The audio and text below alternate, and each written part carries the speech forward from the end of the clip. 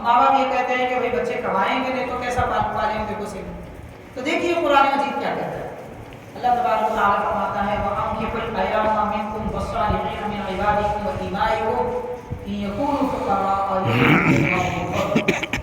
اے لوگوں تم اپنے بچے اور بچیوں کے نکاح کر دو. تمہارے غلام اور بالیاں ہیں تو ان کے بھی نکاح کر دو. یہ نہ سمجھو کہ وہ فقیر ہیں, ان کا نکاح کر دو, اللہ تعالیٰ انہیں مالدار بنا دے گا. مالداری کیسے ملتی ہے؟ نوکری سے ملتی ہے. مالداری تجارت سے ملتی ہے. مالداری بزنس سے ملتی ہے. تو مالداری نکاح سے بھی ملتی ہے. ہم یہ سمجھ رہے ہیں کہ صرف تجارت سے مالداری ملتی ہے, یہ بھی ہے کہ نکاح سے بھی مالداری ملتی ہے. اللہ تعالیٰ فرما رہا ہے. کیا ہم کو قرآن مجید پر یقین نہیں ہے؟ اللہ تعالیٰ کے کلام پر یقین نہیں ہے؟ اگر نہیں ہے تو پھر ہم مسلمان کیسے؟ اب یہ بات نہیں سمجھ میں آتی بھائی کہ تجارت کرے تو فائدہ ہوتا ہے, یہ معلوم ہے. نکاح کرے تو مالدار کیسے ہوتے؟ کر کے دیکھیے معلوم ہوگا, کرنے سے پہلے نہیں معلوم ہوگا. تو حاضرین کرام, اور بلا شک و شبہ واقعتاً فقیر بھی نکاح کرتا ہے, اللہ تعالیٰ اسے مالدار بناتا ہے. اور ایسے تجربے ہوئے ہیں, دیکھنے کو بھی ملتے ہیں. یہ ایک بات.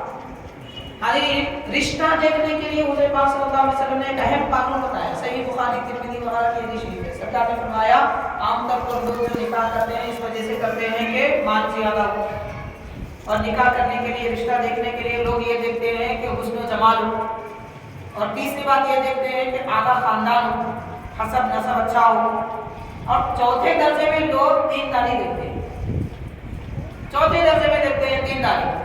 پیارے آقا صلی اللہ علیہ وسلم نے فرمایا تم پہلے دینداری دیکھو, کامیاب ہو جاؤ گے. دینداری دیکھو, سب سے پہلے کامیاب ہو جاؤ گے. دینداری کا مطلب کیا ہے؟ اخبارات میں آپ پڑھے ہوں گے کہ صوم و صلات کے پابند لڑکی کے لیے صوم و صلات کے پابند لڑکی کی ضرورت ہے. صوم و صلات ہی دینداری نہیں ہے, صرف نماز روزہ ہی دینداری نہیں ہے. اگر اسی کا نام دینداری ہوتا تو کتنے ایسے نمازی ہیں جو سود خور بھی ہیں, کتنے ایسے نمازی ہیں جو مسجد کے باہر تو رہنے دیجیے, مسجد کے اندر بھی گالیاں دیتے ہیں. کیا یہ دینداری ہے؟ صرف نمازی ہونا, روزہ رکھنا دینداری نہیں ہے. بڑے بڑے روزے دار ہیں, جب سحری کرتے ہیں حرام لقمہ کھاتے ہیں, جب افطار کرتے ہیں حرام لقمہ کھاتے ہیں. یہ کیسی دینداری ہے؟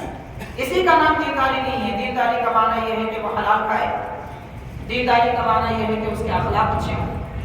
دینداری کا معنی یہ ہے کہ وہ کس کا حق کیسا دینا ہے یہ جانتا ہو, وہ دیندار ہوتا ہے. اور دینداری کا معنی کیا ہے؟ حضرت امام حسن رضی اللہ تعالیٰ عنہ سے کسی نے پوچھا کہ حضرت میں اپنی بیٹی کی شادی کرنا چاہتا ہوں, مجھے بتائیے کہ میں کیسے لڑکے کو ڈھونڈوں. تو امام حسن رضی اللہ تعالیٰ نے فرمایا کہ تم ایسے لڑکے کو ڈھونڈو کہ اس کے دل میں اللہ کا خوف ہو, رب سے ڈرتا ہو, اپنے مالک سے ڈرتا ہو. اس کے بعد ارشاد فرمایا اگر اس کے دل میں خوف خدا ہوگا, اگر تمہاری بیوی نافرمانی کرے یا تمہاری لڑکی اسے پسند نہ آئے تو وہ ظلم نہیں کرے گا, ظلم نہیں کرے گا, کیونکہ وہ اللہ سے ڈرتا ہے.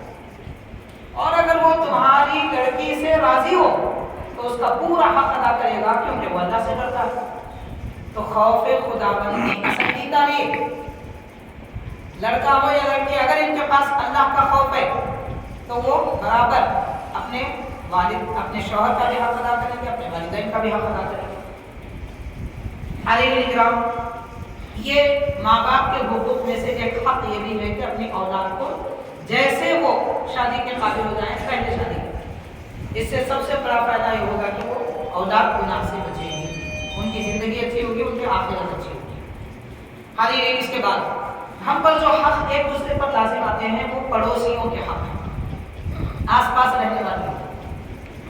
ایک بزرگ ہیں غالباً حضرت عبداللہ بن مسعود, حضرت عبداللہ بن ابو بکر رضی اللہ عنہ, حضرت ابو بکر صدیق رضی اللہ تعالیٰ کے شہزادے ہیں. ان کے بارے میں آتا ہے کہ آپ روزانہ اپنے پڑوسیوں کا حال دریافت کرتے ہیں.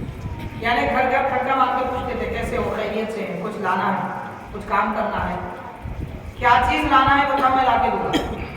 پڑوسیوں کا حق ادا کرتے تھے. اور یہ بھی پوچھتے تھے کہ میری وجہ سے کہیں آپ کو کوئی تکلیف تو نہیں, اگر کوئی نادانستہ طور پر میری طرف سے کوئی تکلیف ہو رہی تو بتا دو کہ میں اپنی مدد کی درست کر لوں گا. حضرت عبداللہ بن ابو بکر رضی اللہ تعالیٰ عنہ پوچھتے تھے پڑوسیوں سے کتنے پڑوسیوں سے؟ آپ کے گھر کے اطراف رہنے والے 40 گھرانوں سے پوچھتے تھے، روزانہ 40 گھرانوں کا حق ادا کرتے تھے۔ آج ہمارے پاس اتنی مصروفیت ہے کہ گھر میں جاگنے کے بعد ماں باپ کا حق نہیں پوچھتے، اولاد کا حق نہیں پوچھتے، کہاں پڑوسیوں کا حق پوچھیں گے؟ نبی پاک صلی اللہ علیہ وسلم نے ارشاد فرمایا، جبریل علیہ السلام مجھے پڑوسی کے بارے میں اتنا کہتے رہے، اتنی وصیت کرتے رہے، میں سمجھنے لگا شاید پڑوسی کو وراثت کے مال میں حق دیا جائے گا، یعنی والد وغیرہ کا انتقال ہو جائے تو جو مال اولاد کو ملتا ہے اس میں پڑوسی کا بھی حق ہے، کہیں یہ حکم نہ آ جائے، ایسا میں سمجھ رہا تھا۔ حضور یہ ارشاد فرماتے ہیں، اور سرکار یہ بھی ارشاد فرماتے ہیں کہ عائشہ رضی اللہ تعالیٰ عنہ، جب گھر میں سالن اچھا بنا ہو، لذیذ جب سالن بنا ہو تو شوربہ زیادہ کر لو تاکہ تمہارے پڑوسیوں تک بھی تم اپنا لذیذ کھانا پیش کر سکو۔ تو حاضرین، آج ہمارے گھروں میں کتنی مرتبہ ایسے لذیذ کھانے کیوں نہیں بن جاتے، مگر پڑوسیوں کو کوئی نہیں پوچھتا کون سا پڑوسی کس حال میں ہے، کوئی دریافت نہیں کرتا۔ یہ ہمارے اکابر اور بزرگوں کا طریقہ ہے، ایک حق ہے۔ اور اس کے ساتھ حاضرین، کسی کا کوئی مال ہے اور وہ ہم استعمال کرنے کے حق سے دیکھا جائے، اعتبار سے دیکھا جائے تو کتنا ہم کو حق ہو سکتا ہے کسی کا مال استعمال کرنا؟ اس کو سمجھانے کے لیے میں ایک بات عرض کروں گا کہ بڑے بزرگ ہیں حضرت ابراہیم بن ادہم رحمۃ اللہ علیہ، کرائے کے مکان میں رہتے تھے، کرائے کے مکان میں رہتے تھے، آپ کچھ لکھ رہے تھے، لکھنے کے درمیان میں وہ قدیم زمانہ تھا، دوات میں سیاہی کی شیشی میں اس کی ڈبی میں قلم ڈبوتے تھے اور لکڑی کا قلم ہوتا تھا، اس سے لکھتے تھے۔ تو سیاہی بھی اتنی اچھی ہوتی تھی کہ اس کی گارنٹی 400 سال تک رہتی تھی، اور پانی بھی گر جائے تو وہ بہتی نہیں تھی، اس قسم کی سیاہی ہوتی تھی۔ لیکن سیاہی سوکھنے سے پہلے اس کی حفاظت کرنا ہوتا ہے، سوکھنے سے پہلے اگر گڑبڑ ہو جائے تو پھر سب بیکار ہو جائے۔ تو حضرت ابراہیم بن ادہم رحمۃ اللہ علیہ تحریر فرما رہے تھے، وہ قطرہ ایک سیاہی کا زیادہ گر گیا، کاغذ چوسنے لگا اور 2 سطر تقریباً وہ سیاہی میں گھل مل گئے، یعنی جو لکھے گئے تھے تقریباً 2 سطر کا کچھ حصہ ختم ہو جانے والا تھا اور سیاہی اس پہ پھیلنے والی تھی، کیا لکھا ہوا ہے معلوم نہیں ہو پا رہا تھا، یہ کیفیت ہو رہی تھی۔ اچانک آپ کو خیال آیا کہ کیا کروں، کیسے روکوں؟ تو فوراً ذہن میں آیا کہ یہ دیوار مٹی کی ہے، اس کی مٹی نکال کر اگر ڈال دیا جائے تو مٹی سیاہی کو جذب کر لے گی اور لکھی ہوئی تحریک محفوظ رہ جائے گی۔ یہ ارادہ آیا تھا، مٹی لینا چاہتے تھے، پھر خیال آیا یہ تو کرائے کا مکان ہے، مالک کے مکان کی اجازت کے بغیر اس کی دیوار کی مٹی میں کیسے نکال سکتا؟ تو حاضرین اکرام، آپ غور کریں، حق کیا ہوتا ہے؟ اگر ہم کرائے کے مکان میں رہتے ہیں تو یہ ہمارا حق ہے کہ اس کے در و دیوار کی حفاظت کریں، کیونکہ ہم رہائش کا خرچ دیتے ہیں، مکان کو ہم نے خرید نہیں رکھا، جس حالت میں لیے تھے اسی حالت میں واپس کرنا ضروری ہو جاتا ہے، وہ امانت ہوتا ہے۔ اب اس اعتبار سے دیکھا جائے تو آج ہمارے پاس کیا ہوتا ہے، 8 دن کے لیے بھی کوئی کرائے پہ اترے تو 40 کیلے ٹھوک کے جاتے ہیں، یہاں کیلا وہاں کیلا وہاں کیلا، بے سر ہو جائے کبھی۔ یہ کیفیت ہوتی ہے، اجازت نہیں ہے، دیوار میں سوراخ ڈالنے کی اجازت نہیں ہے جب تک مالک نہ کہے۔ باقی ہماری ضرورت ہے، مالک سے کہیں کہ آپ ہماری یہ ضرورت ہے، کیسے پوری کرتے ہیں آپ کریے، یا وہ اجازت ہے کہ ہاں بھائی آپ کر لیجیے، ہم کر لیں گے بعد میں جو بھی استر کاری کرنا ہے، تو اس صورت میں اجازت ہو سکتی ہے، ورنہ دیوار در و دیوار میں رخنا ڈالنے کی اجازت نہیں ہے۔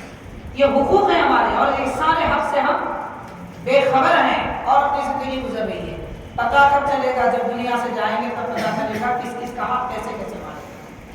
انہی حقوق میں سے آخری بات عرض کر رہا ہوں کہ حاضرین، جب کسی گھر کے بڑے شخصیت کا انتقال ہوتا ہے، عام طور پر یہ ہوتا ہے اور ہو رہا ہے، تو گھر جو مطلب بھائی بہنوں میں جو بڑے بھائی ہوتے ہیں وہ سارے اپنے باپ کی یا اپنے ماں کی جائیداد پر قابض ہوتے ہیں، شروع سے ہی ویسے ہوتے ہیں۔ جب والد کا انتقال ہو جائے تو وہ سب کو تھوڑے تھوڑے دیتے ہیں، باقی خود ہڑپ کرتا ہے اور یہ سمجھتے ہیں کہ میں سب سے بڑا ہوں۔ اور بعض لوگوں کے عجیب سے بہانے ہوتے ہیں، میں نے بچپن سے کمائی کی، والد صاحب کا رہنان بنا، ان کے کاروبار کو ترقی دی، اور میں نہیں ہوتا تو یہ کاروبار اتنا ترقی نہیں ہوتا، یہ گھر نہیں خرید سکتے تھے، وہ فلاں نہیں ہو سکتا تھا۔ آپ نے جو بھی کیا ہے وہ والد کے بلبوتے پہ کیا، خود سے کیا کیا؟ شرعی قانون کے طور پہ دیکھا جائے تو مکان، زمین وغیرہ جو چیز بھی ہے وہ کاغذات کس کے نام پہ؟ والد کے نام پہ، وہ والد کے۔ ان کے انتقال کے بعد میں سارے لڑکے لڑکیوں میں اور ان کی اہلیہ یعنی بچوں کی ماں کو بھی حق ملے گا اور بچے بچیوں میں بھی برابر تقسیم ہوگا۔ لڑکوں کو 2 حصے ملیں گے، لڑکی کو 1 حصہ ملے گا۔ کوئی یہ نہیں کہہ سکتا کہ میں نے میری بہنوں کی شادیاں کی، میں اپنی کمائی سے کیا تھا۔ بہنوں کی شادیاں کرنا تمہارا فرض تھا، باپ کے مال میں سے، وراثت کے مال میں سے اسے حاصل نہیں کر سکتے۔ گھر کے بڑے آدمی کی ذمہ داری ہوتی ہے، باپ ہے تو باپ کی ذمہ داری، بھائی ہے تو بھائی کی ذمہ داری کہ وہ بہنوں کا نکاح کرے اور ان کو ان کے شوہر کے گھر تک پہنچا دے، یہ ان کی ذمہ داری ہوتی ہے۔ وہ یہ نہیں کہہ سکتے کہ میں باپ کے مال میں سے وہ سب حاصل کروں گا۔ تو اس طرح مال ہڑپ کر دیا جا رہا ہے، حق مارے جا رہے ہیں۔